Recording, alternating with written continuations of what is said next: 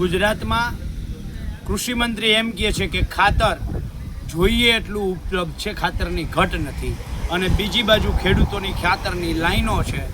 હું છેલ્લા 10 દિવસથી સતત ખાતરને લઈ અને સરકારને કહું છું કે ખાનગી કંપનીઓમાં ખાતર જાય છે એને રોકવામાં આવે.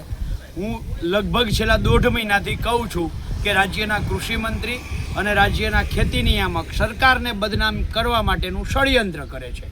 આજે ભારતીય કિસાન સંઘે જે હું દાવાઓ કરતો હતો સતત એ જ દાવાઓ ઉપર મહોર મારી છે. ભારતીય કિસાન સંઘ એટલે ભાજપની ભગીની સંસ્થા. ભાજપની ભગીની સંસ્થા પણ હવે તો એમ કહે છે કે ખેડૂતોને ખાતર મળતું નથી, કંપનીઓમાં ખાતર જાય છે, તાત્કાલિક ખેડૂતોને ખાતર આપવું જોઈએ.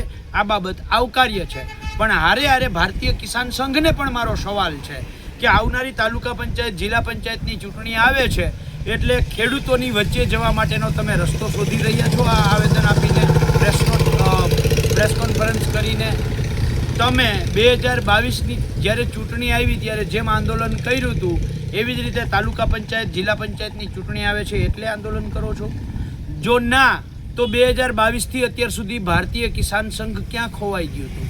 જ્યારે જમીન માપણીનો પ્રશ્ન ઊભો થયો અને આજ દિવસ 11 વર્ષ થયા છે, ભારતીય કિસાન સંઘ કયા સાપના બિલમાં ઘૂસી ગયું હતું?